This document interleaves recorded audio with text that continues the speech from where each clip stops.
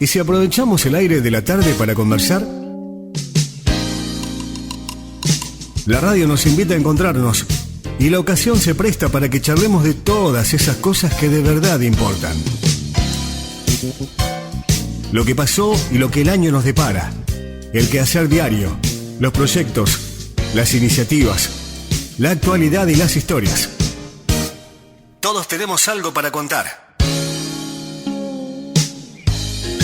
Queremos conversar y para eso estamos. Para escuchar nuestras voces en el 580 del dial y compartir un buen momento. Esto es La Conversación. La Conversación con Fernando Asciuto. Nos encontramos para conversar.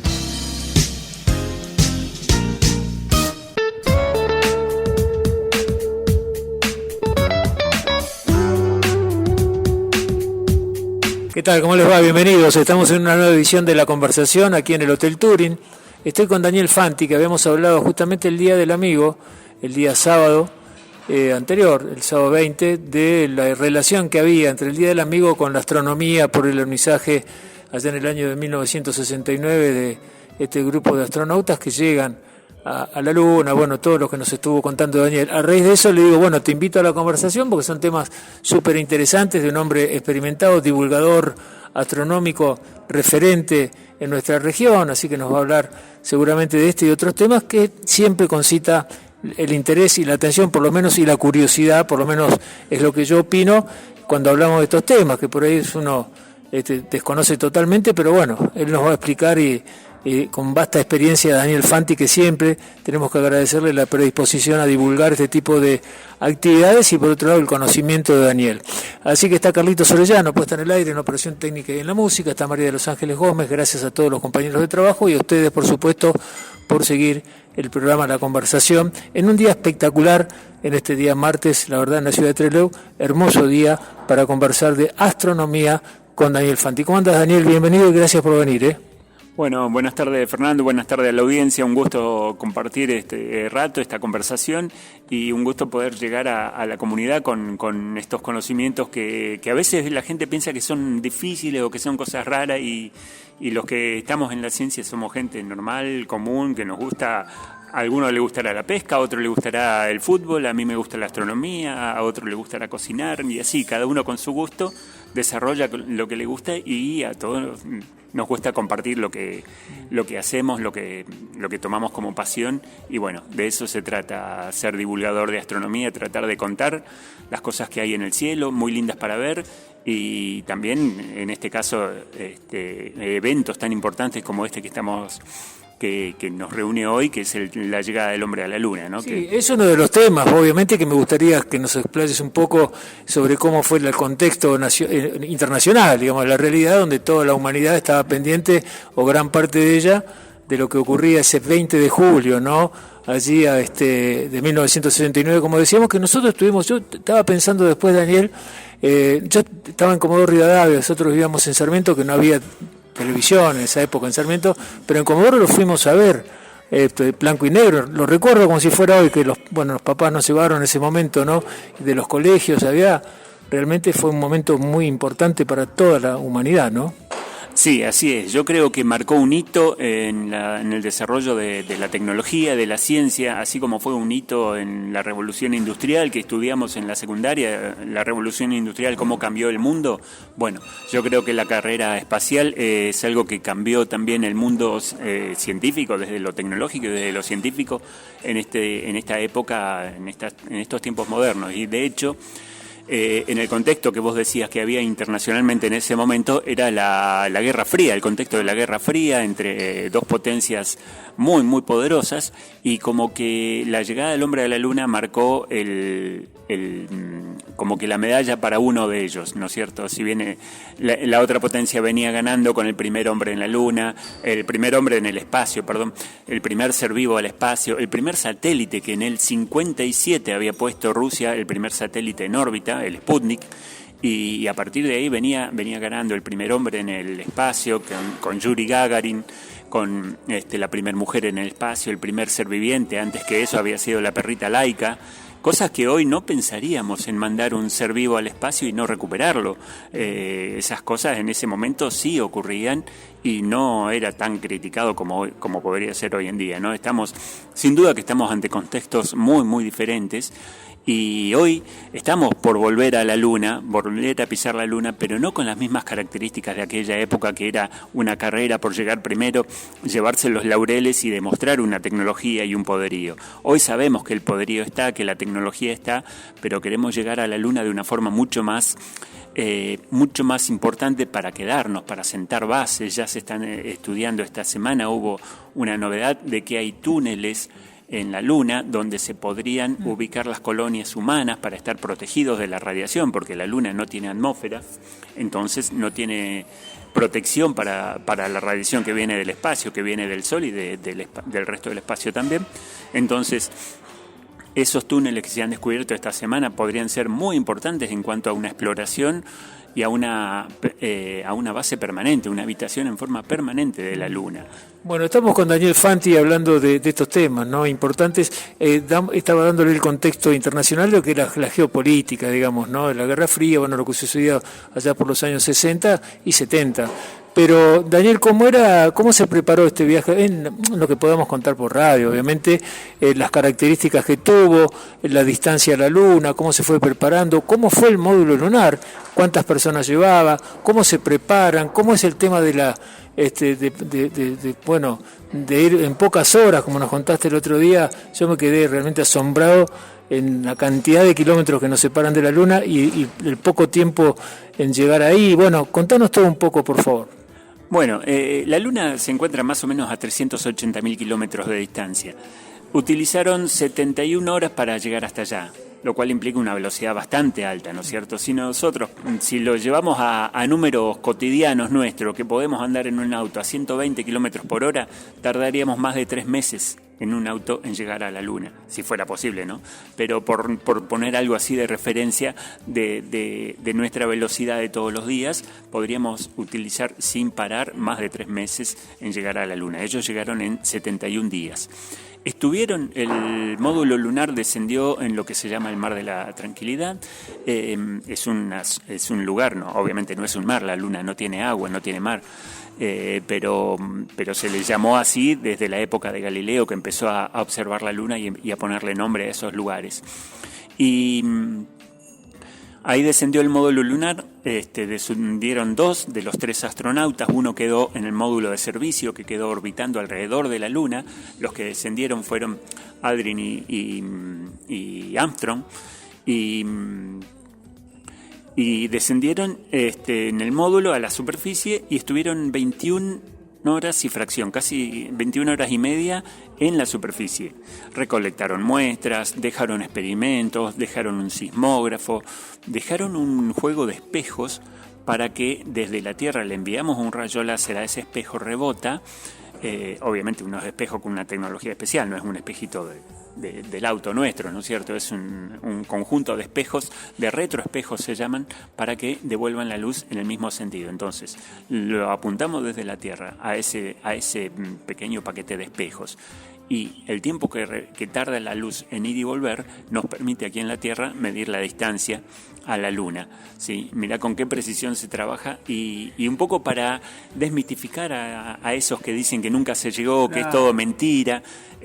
Si nunca se llegó no hubiera sido posible eso, de que hoy mirá, se ha bajado. Estamos hablando de tecnología de los finales de los 60.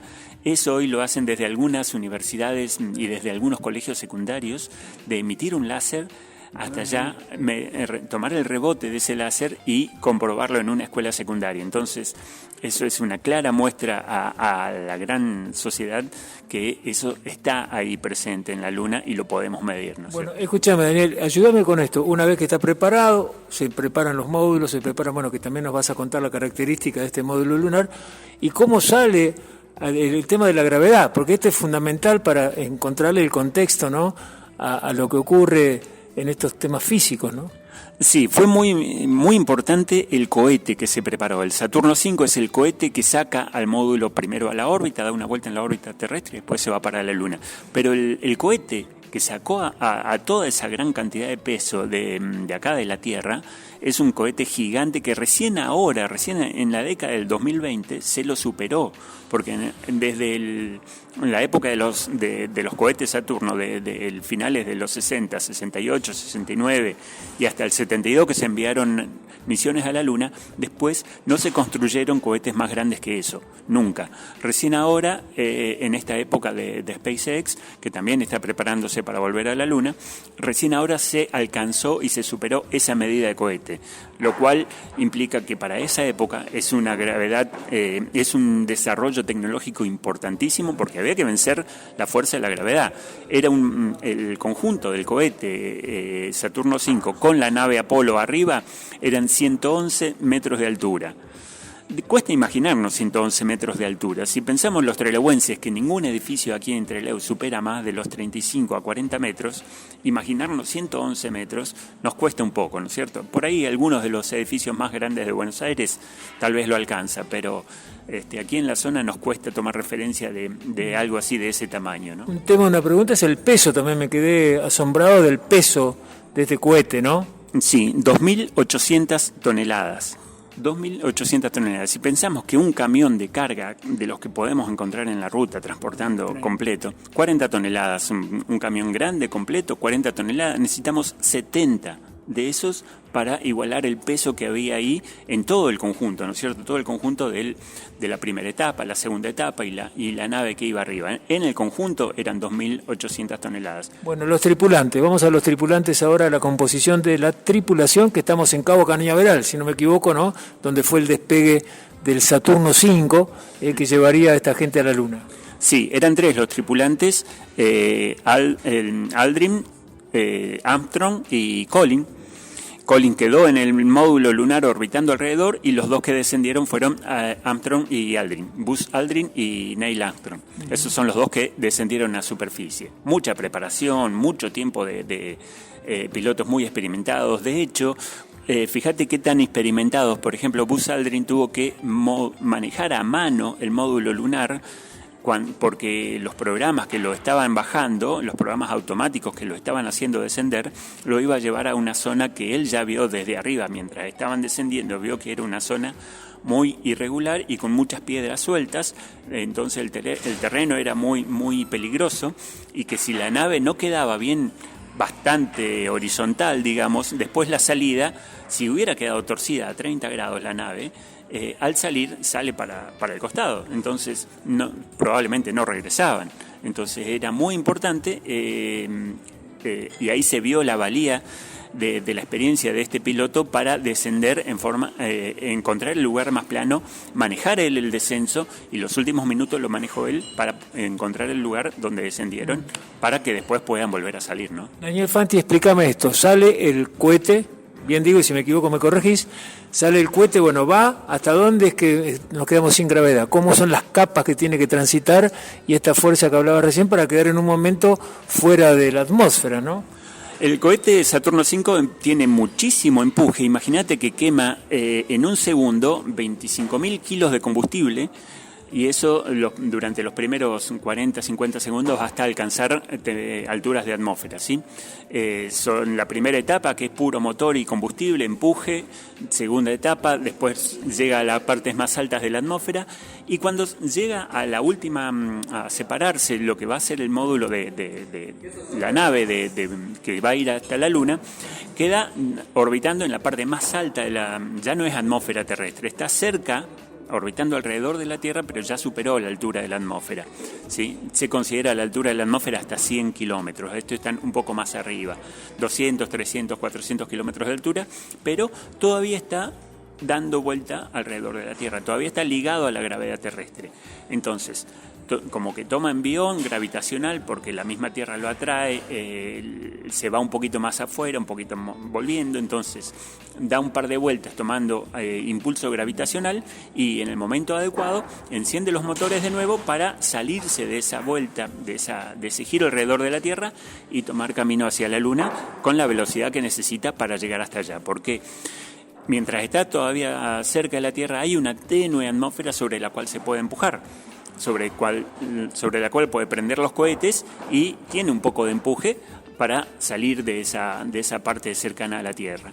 Ya una vez que está en el espacio necesita mucho desgaste de combustible para lograr muy poco empuje, entonces era importante tomar ese envión cerca de la Tierra en las vueltas que da de tomar velocidad para salir en la dirección justa y poder llevar esa velocidad que necesitaba para llegar a la Luna, ¿no? Bueno, y una vez que llega a la Luna, también orbita, tiene que entrar con el ángulo justo, porque si entra muy de frente puede caer de lleno a la Luna, si pasa muy al costado se va lejos, entonces siempre estamos hablando de este cohete que estamos yendo en el cohete, ¿no es cierto? Con el módulo lunar adelante, con las partes que tiene, estamos yendo con el cohete hasta la Luna. Sí, las primeras etapas son las que quedaron, todas las partes más pesadas. Son los que salió la nave que salió al espacio son 47 toneladas. Entre el módulo lunar que desciende y el módulo de servicio que fue el que orbitó. ¿Qué es el que está orbitando ahora? En este momento está orbitando, nosotros estamos... No. Ya el módulo de servicio quedó orbitando alrededor de la Luna. Mientras descendía el módulo lunar, terminaron lo que tenían que hacer en superficie, salieron hacia arriba de nuevo, se acoplaron al módulo lunar, al módulo de servicio, pasaron los astronautas al módulo de servicio y descartaron el módulo lunar y volvieron a la Tierra con el módulo de servicio. Qué bárbaro. Bueno, ahora me lo vas a contar esto porque esta parte es increíble y después hay que llegar a la Tierra, o sea que después hay que aterrizar, así, ¿no? Así es. Recorrieron otra vez los 380.000 kilómetros que nos separan y llegaron a Tierra el 24 de julio. De ese mismo año, 4 días después. Bueno, ahora me vas a contar cómo vienen de vuelta, toda la historia. Estoy con Daniel Fanti, extraordinario, desde el Turing, contándonos esta llegada del hombre a la Luna con estos detalles. Estamos ampliando los detalles de esta gran, el ícono fue para la historia de la humanidad, como no se puede catalogar, o uno de los momentos más importantes de la humanidad al llegar a la Luna, según también la historia, esa sí lo marca y es así. Bueno, tenemos que ir a una pequeña pausa, ya volvemos. Gracias, Daniel Fanti con nosotros. Sumate a la conversación por LU20.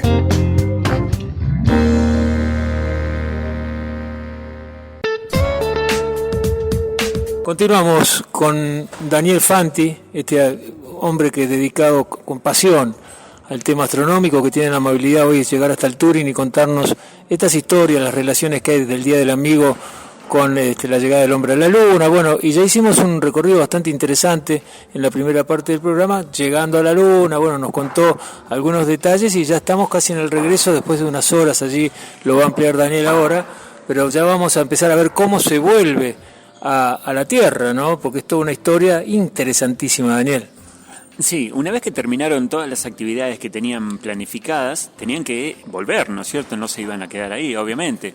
Entonces, el módulo lunar, el módulo que descendió, había una parte que quedaba ahí en superficie y la parte más liviana para tener lo menos posible de peso, por supuesto, porque el peso es combustible que hay que gastar para moverlo, así que lo menos posible de peso. Subió de nuevo, encendió motores y se elevó desde la superficie de la Luna en un momento especial, un momento que estaba calculado para alcanzar la órbita y acoplarse al módulo de servicios que estaba en órbita alrededor de la Luna. ¿Sí? Ahí había quedado esperando Collins. Y una vez que se acoplan, se pasan los astronautas al módulo de servicio y el módulo lunar se descarta. Queda vagando por el espacio, que seguramente después lo atrae la gravedad del Sol y va a ir a parar al Sol. Pero ahí emprenden el regreso a la Tierra. Les lleva también otros 3 y pico de días. Llegan a nuestro planeta el día 24. Se posicionan en órbita y tienen que ingresar y cae la cápsula con los 3 astronautas, con las muestras que trajeron de suelo lunar. Trajeron algo de 40, 50 kilos de suelo lunar, piedras, polvo, para analizar aquí en la Tierra, y descienden en el Pacífico, cerca de Hawái, y lo va a buscar un barco. Por supuesto los recuperan, ¿no es cierto? Y los tienen unos días en una cuarentena, porque primera vez que se sale al espacio, no se sabía si había posibilidad de bacterias, de contaminación, de alguna enfermedad o algo que puedan traer. Entonces estuvieron un par de días en aislamiento, en lugar aislados, y de paso también les sirvió a ellos para recuperarse un poco, a rehabituarse a la gravedad terrestre, porque todo el tiempo que estuvieron sin gravedad o con la gravedad lunar, que es muy poca, el cuerpo se acostumbra a eso, y cuando recién reingresan los astronautas a la Tierra, volver a tener gravedad les pesa y les cuesta los movimientos hasta algunas horas, hasta readecuarse, ¿no es cierto?, el organismo a la gravedad que tenemos aquí en superficie. Hablando del organismo, también hay que ver cómo se alimentaban, cómo descansaban. Esto es un tema. ¿Cuántos días concretamente entre que salió el cohete, llegaron a alunizar, y lo que tardaron en llegar? Salieron el 16 y volvieron el 24. En total fueron 8 días y fracción. Entonces tuvieron que en esos días alimentarse, no había mucha experiencia, era la primera vez que salían al espacio, llevaban todo comida disecada, porque también el agua es un problema en las naves. Hoy hay mucha más experiencia, mucho más conocimiento, mucho más técnicas para el filtrado de agua, para recuperación de los alimentos, para la mejor alimentación, y bueno, hoy hay otra tecnología. En ese momento, toda comida seca, lo mínimo posible de agua para mantenerse hidratado, pero con lo justo, porque no había muchos sistemas de filtrado del agua, ¿no es cierto? Entonces había que llevar la necesaria y nada más. Daniel, bueno, después de tanto tiempo ya, ¿cómo puede ser la lectura de ese balance o de esos resultados que arrojaron esta investigación y esto que contaba recién de lo que trajeron de la Luna? ¿Cuáles son en líneas generales los lineamientos que se puede contar sobre la Luna ya, no? Bueno, habían distintas teorías, hasta ese momento habían distintas teorías de cómo había sido el origen de la Luna, cómo se había formado la Luna.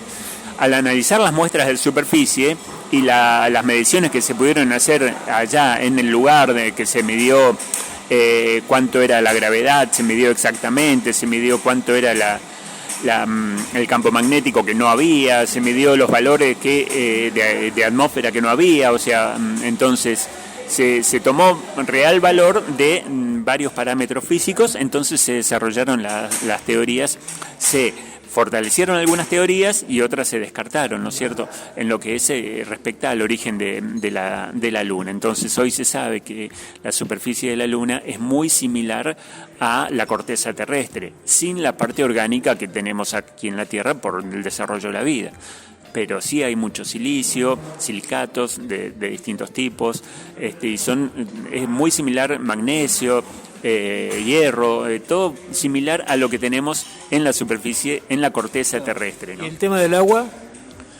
Y el tema del agua en la Luna es un descubrimiento de los últimos tiempos, porque está en algunos cráteres, en los polos.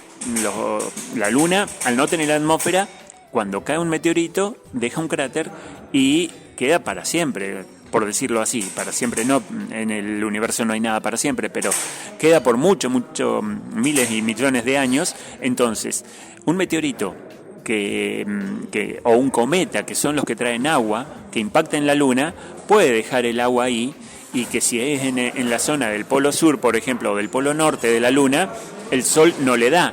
Entonces el agua que quede ahí queda congelada por siempre, porque no va a tener influencia del Sol para derretirse, porque el Sol no llega hasta esos lugares. Entonces eso es algo que se descubrió en los últimos años, la presencia de agua en la Luna. En aquel tiempo, volviendo a la misión Apolo, cuando fue la llegada del hombre a la Luna, y las misiones que hubieron después hasta el año 72, se sabía, porque iban todos a la zona más bien ecuatorial, a la zona cercana al Ecuador. Entonces en toda esa zona no había nada de agua, había que llevar lo que se necesitara, y se descartaba el tema de que no había agua ahí, ¿no es cierto? Bueno, estamos con Daniel Fanti, interesantísimo esta charla de hoy en la conversación. Daniel, bueno, ¿cómo estamos hoy? Porque uno ve por allí las plataformas que tuviste vos la amabilidad de en algún momento enseñarme, a ver por internet. Esto se puede ver en cualquier celular, de cualquier lugar del planeta, se puede subir con internet a la plataforma y ver en el celular tuyo lo que está ocurriendo con una plataforma impresionante que nos va a contar Daniel cuál es la función, que hay allí gente también instalada en algún lugar que lo va a contar él con precisión, y trabajan y van y vienen, es una base, y bueno, después no sé qué va a pasar con la Luna, qué va a pasar con Marte. Bueno, ahora nos va a contar Daniel Fanti, que está con nosotros. Bueno, vos me hablás de la Estación Espacial Internacional. Esta es una estación justamente de habitar, donde es una cápsula donde donde estamos los humanos presentes fuera de nuestro planeta. Está a más o menos 420 kilómetros de altura, orbitando la Tierra. Cada 90 minutos da una vuelta a la Tierra. Se tiene que mover a esa velocidad porque si no sería atraída por la gravedad terrestre. Entonces por eso está rotando, girando alrededor de la Tierra a esa velocidad. 90 minutos da una vuelta. Es impresionante. Ellos ven un atardecer y un amanecer en 90 minutos. Son algunas de las cosas lindas. Y está habitada hace más de 23 años, en que tenemos presencia ininterrumpida de seres humanos en el espacio. Y esto es toda una preparación para el futuro, porque se está desarrollando resistencia las mejores protecciones para evitar la radiación, porque en el espacio no tenemos el campo magnético ni la atmósfera que nos protege, entonces estamos más expuestos a la radiación. Entonces aquí se estudia cómo protegerse, cómo cuidarse, se estudia la alimentación, se estudia cómo funciona el organismo o el ser humano sin gravedad. Es importantísimo, es valiosísimo.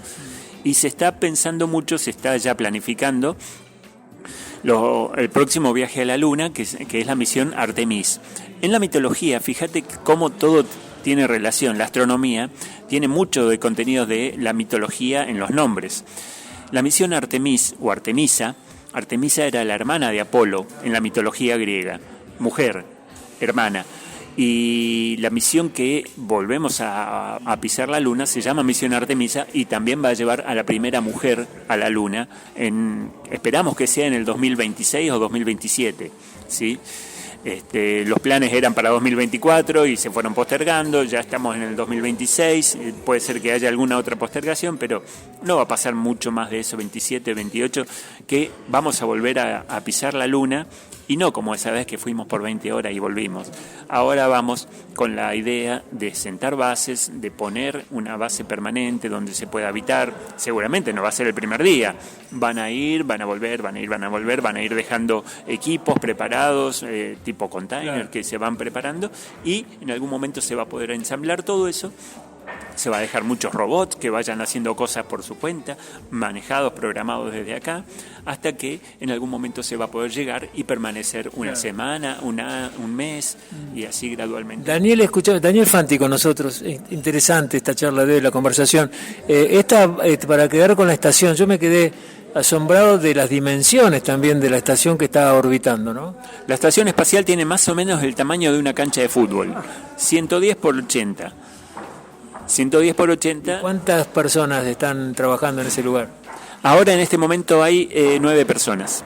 9 personas hay en este momento, porque hay una nave que es la de Blue Origin, la nave de Boeing, que fue en una prueba de su nave que desarrolló Boeing, fue hasta allá y ahora está con problemas para volver porque un par de cohetes no le funcionan bien.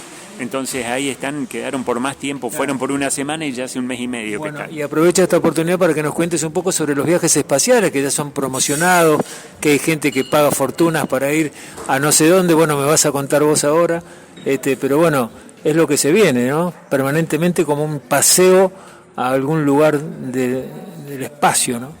Por ahora son, sí, es lo nuevo entre la gente de mucho poder adquisitivo, un viaje al turismo. Esto sí que es turismo espacial, no como el astroturismo que hacemos aquí en la zona, que es otra cosa también muy linda, pero que lo podemos hacer todos aquí en la zona. El turismo espacial es salir de la gravedad terrestre.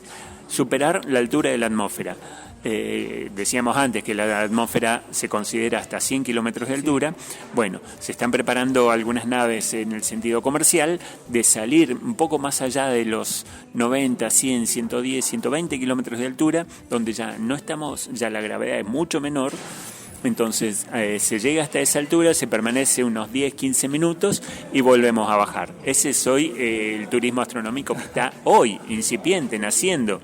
Pero los proyectos para hacer una estación espacial turística ya están, falta y ya se está consiguiendo la financiación.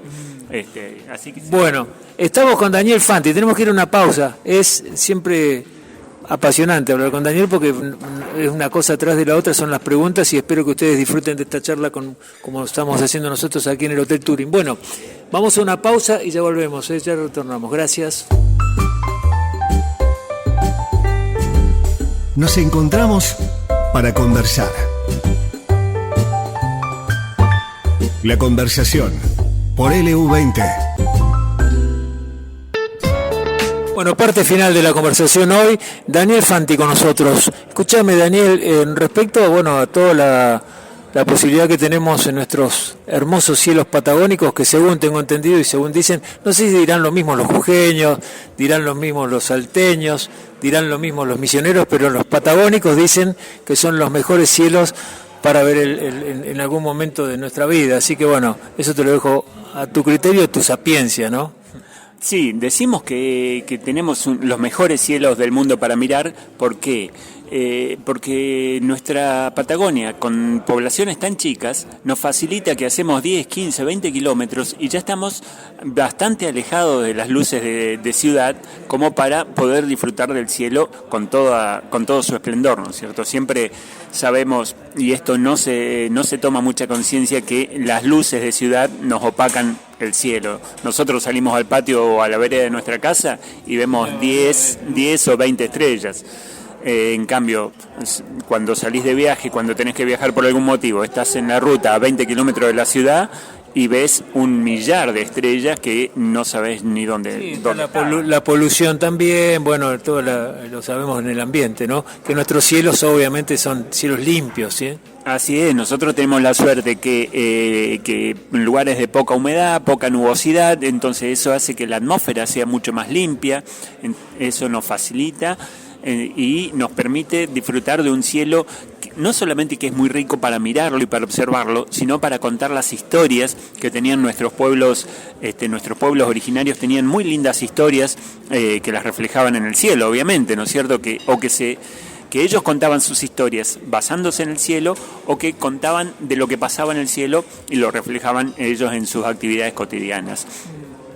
Eso es algo que hace el astroturismo, es contar lo que hay en el cielo de una forma lúdica, entretenida, agradable, y que siempre es un disfrute, como debe ser el turismo, que es un disfrute, y donde se mezcla un poquito de ciencia de una forma agradable, sencilla, con vocabulario accesible para todo el mundo, que no hace falta ser muy informado. Eso es lo que hacías el punto, ¿no? Que es para toda la familia, para todo el mundo, o sea, no hay nada que no se pueda mirar, estudiar, preguntar y disfrutar básicamente de este astroturismo, ¿no?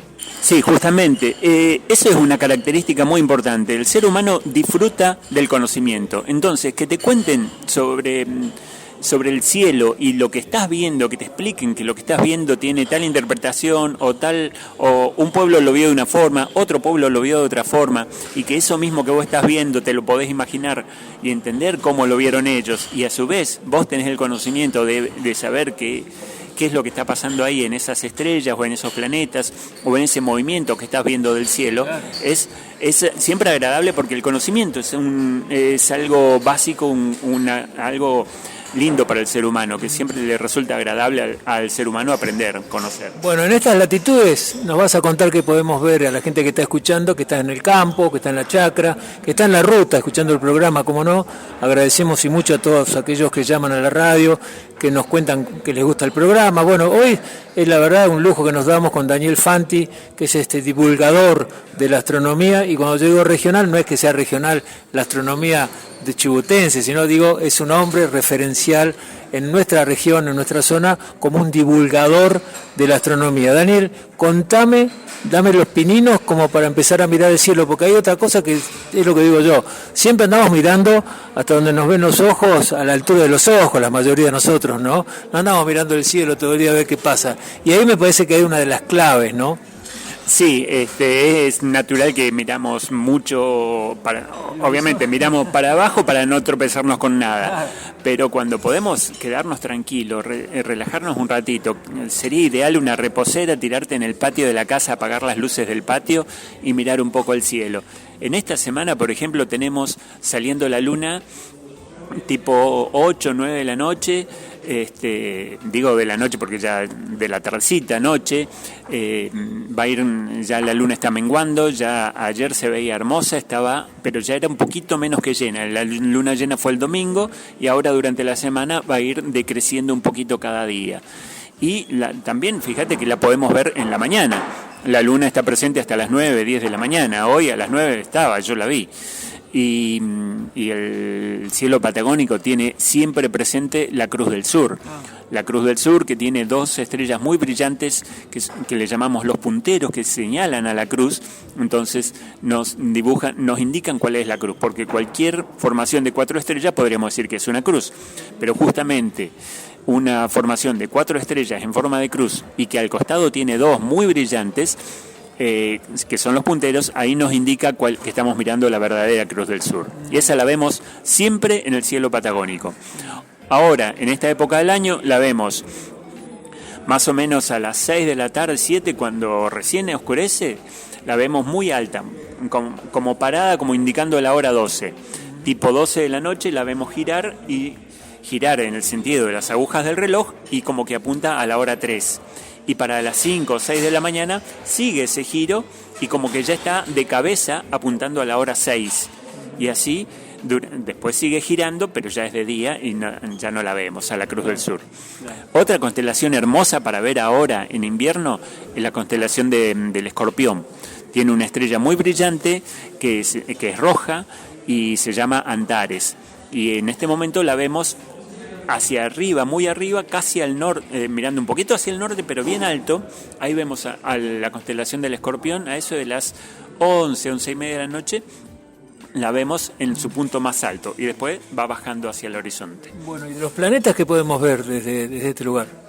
Y ya empezamos a ver a Venus en el atardecer, muy bajito, yo lo vi el jueves, lo vi muy cerquita del horizonte, ya en días más va a estar un poquito más alto. ¿Cómo lo distinguimos? Lo vemos al oeste, donde bajó el sol un poquito, pero todavía está bastante bajo, así que hay que tener el momento justo de mirarlo una vez que bajó el sol, en los primeros 15, 20 minutos después de eso, antes de que, porque también va a ir bajándose, ¿no es cierto? Está bajito, pero si tenemos paciencia, días más va a estar un poco más alto. Venus es el lucero de la tarde, lo vemos como un astro muy, muy brillante, nos vamos a dar cuenta si miramos para el lado que se escondió el sol un rato antes, todavía hay un poco de resplandor y ahí vemos muy brillante a Venus, y ahí lo vamos a distinguir clarísimo, es el lucero de la tarde ahora.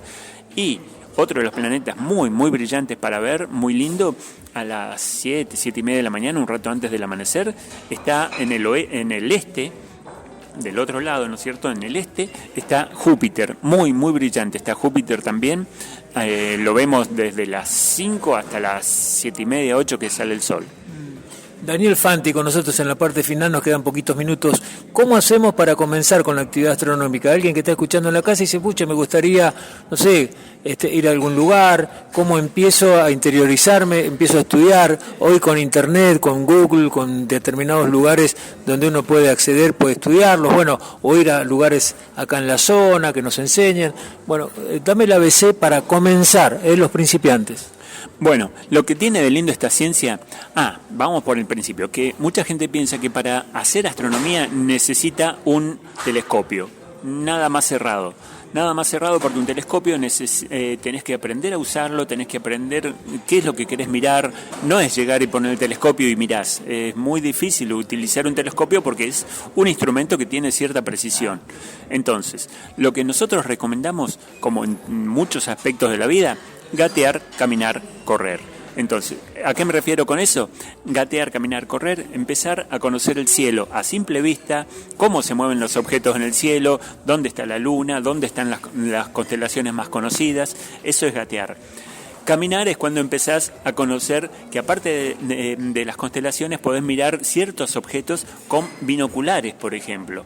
Con binoculares que todos podemos tener, que no son tan difíciles de acceder como un telescopio y que aparte nos sirven para cuando salimos de paseo, para observar el paisaje, para observar aves.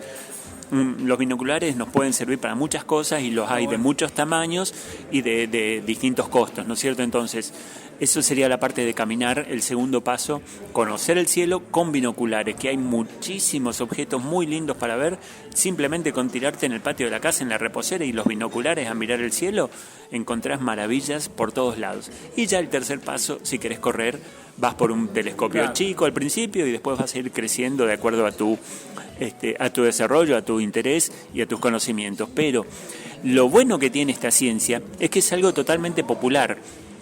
No hace falta ser científico para descubrir algo. Tenemos muchos ejemplos en el país de gente amateur que ha descubierto cosas importantísimas.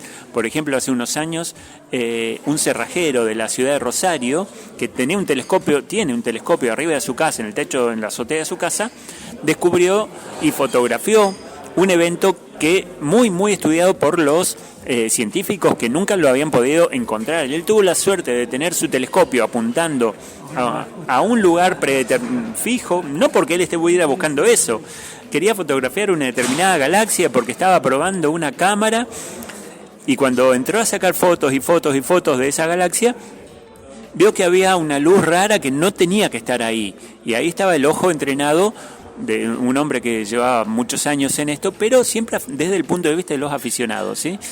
Y llevaba años con este tema y sabía bien que esa luz no tenía que estar ahí. Acá algo pasa.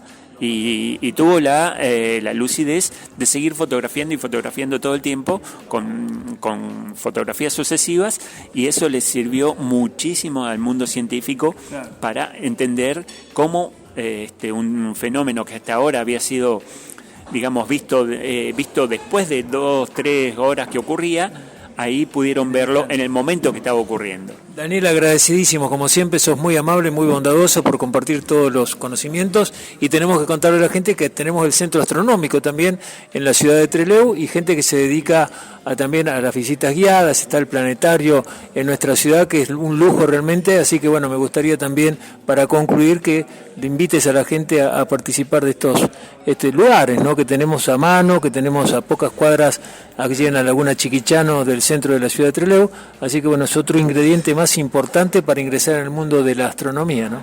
Sí, el centro astronómico funciona con visitas guiadas los martes, jueves y sábados a las 17 horas, y ahí tenemos los guías que están preparados, que van a hacer el recorrido, también el planetario que está dentro del centro astronómico, donde se puede ver una simulación del cielo de nuestra zona, que es muy lindo, que es una experiencia realmente, todo el mundo que va sale muy contento. Así que no tiene contraindicación, eso es algo muy lindo, y que es un tesoro que tenemos los trelewenses aquí, que tenemos que valorarlo, conocerlo, disfrutarlo, pero principalmente conocerlo, porque uno no valora lo que no conoce. Entonces eso es algo que tenemos que los trelewenses ir a conocer y valorarlo, porque no en muchos lugares del país hay este tipo de cosas, ¿no? Daniel, agradecidos, hasta cualquier momento. Listo, Fernando, hasta cualquier momento, un gusto. Bueno, Daniel Fanti, un divulgador de la astronomía, referente zonal, un hombre tan bondadoso y tan, siempre con las manos abiertas y dispuestas a compartir, en el caso con la astronomía, para que ustedes en la casa, en la chacra, lo que decíamos en el campo, el día de mañana, uno empieza a mirar hacia el cielo de día o de noche, porque esto también es otra de las historias también que me decía Daniel, no hay que esperar que sea de noche, hay que mirar en el día también de estos este mundo, este universo impresionante que podemos disfrutar. Gracias, Carlitos Orellano, abrazo grande, querido María también, María de los Ángeles Gómez, un abrazo inmenso, y por supuesto a todos ustedes, abrazo de todo corazón. Hasta mañana. Mañana no tenemos conversación porque hay fútbol, los espero el día jueves, en la misma hora, después de las 7:10 de la tarde, después del mensajero para el poblador rural. Que la pasen muy, pero muy bien. Hasta siempre. Chau, chau. Nos encontramos para conversar. La conversación con Fernando Asiuto.